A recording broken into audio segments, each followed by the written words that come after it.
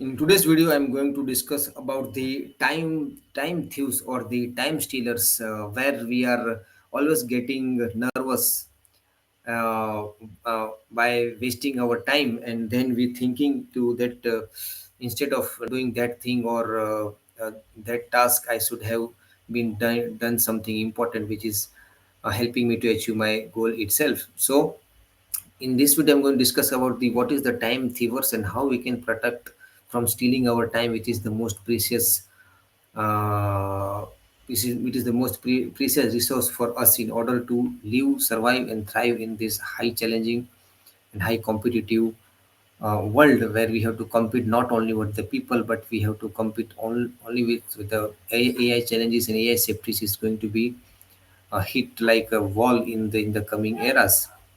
And so have you ever feel like you are busy but not productive?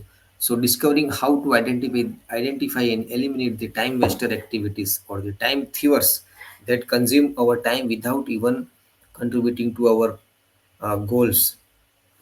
So the first thing is that conduct a time audit, or in the easy manner to have a track your time, where actually your time goes and what this wasted time is going is, giving you the feelings and the emotions and the actions externally or internally. So track your daily activities for a week or the 7 days, and to see where your time actually goes, and this audits will reveal the patterns and the areas of inefficiency and where you are losing your using your time. And specifically, and if you are starting something new, or if you are a new beginner coach or highly ambitious people where you want to achieve your goal, but always lost in the activity that is sometime looks like it is doing a task important, but actually it is not. So that's how taking time audit is like taking a financial audit is the same thing, because if a time is money, then if we are so much conscious about spending money and gaining money or the saving money or investing money, in the same way we have to take the same approach when it's come to time, and this time to managing up our all the life areas. Number two is identifying the low value task. Any task that is not directly relevant or not directly correlated with to, or which is influence our chances of achieving our objective of the day or objective of the month or longer or medium, whatever it's maybe. So look for the task that aligned with our goals, which is there is a correlation or interlinkage between our task and our goal. And if anything we doing other than this, then it must be a time waster or a time stealer. So we should note it down, and we should try to be avoid and try to batch it in our spare time so that we can do the work later.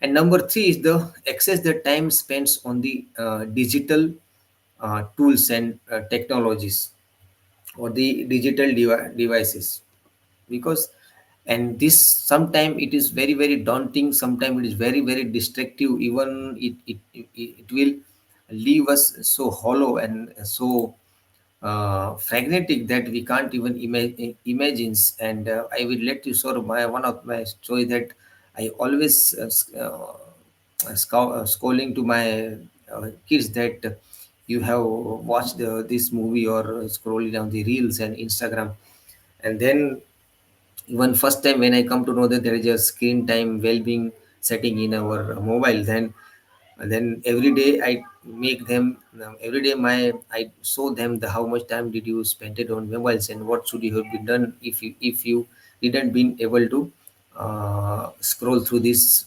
social media things. So accessing the time spent on the digital text and then evaluating the time you spend on the social media, emails, WhatsApps, communications, or going deeper into email, deleting the emails or deleting the empty out your phone's gallery or photo, or these kind of add up very very quickly. So all these things are the digital distractions, because it is a novelty provider, dopamine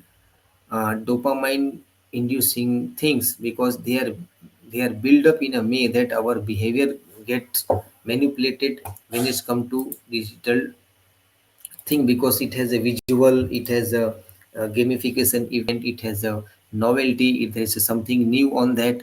So all these things are, we think that to get avoidance from the boredom or the uneasiness like that, we directly go through these screens and we surf and we gain some kind temporal gratifications and feel good instincts like that. So screen time report to in a smartphone. Number four is recognizing the procrastination habit. This is one of the biggest challenge, or it is a focus killer. I can say that it is a goal roadblocks when it's come to procrastination. Procrastination is inevitable when we are unclear, when we are not doing diligently, or in the lack of discipline itself.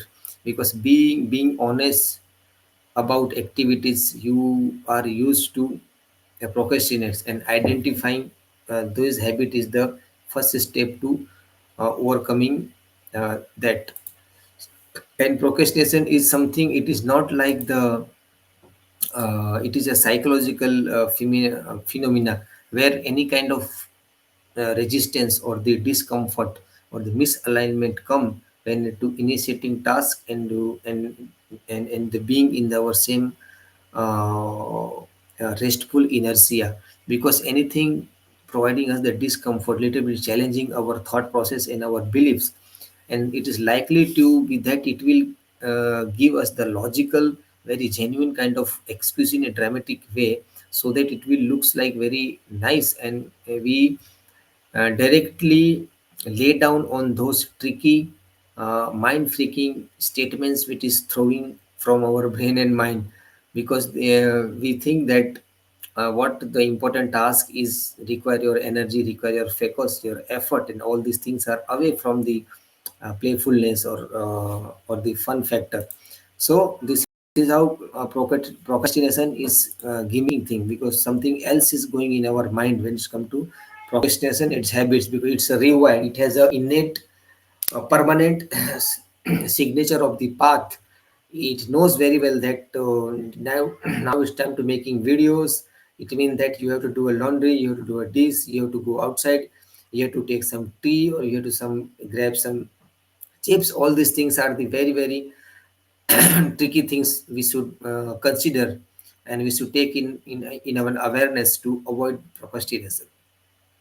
And evaluating the meeting efficiency, when it's come to knowledge worker, or if you are a self enthusiastic or very lifelong learner, and sometimes happens that we going deep into spiral downward of the learning mode, because only learning and not implementing is equal to not learning at all. And I have been this challenge for like almost more than 5 to 6 years, and I'm now slowly I'm realizing that learning is a good thing, but implementing is the empower way to learning.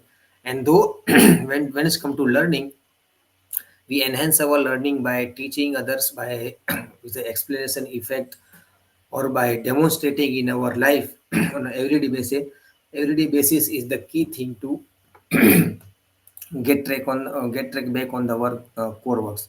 And analyzing the multitasking attempts.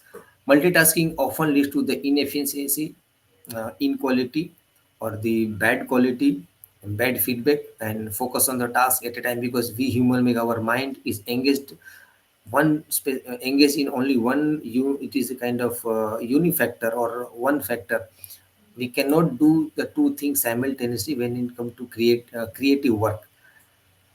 So it is different from the driving and listening and walking. Is altogether our human brains capability ability. But when it comes to performing the creative task, where our focus, our attention, and our physicals uh, stimulations are involved, at that time multitasking is a killer. It is not to be in the space of task, and identifying the task that is can be delegated, that can be outsourced, or that can be batched together with a specific kind of criteria.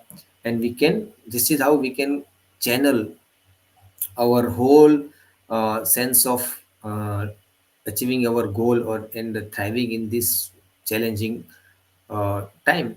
So that's all about today's video, and I hope you will learn something and let me know what you have learned so far.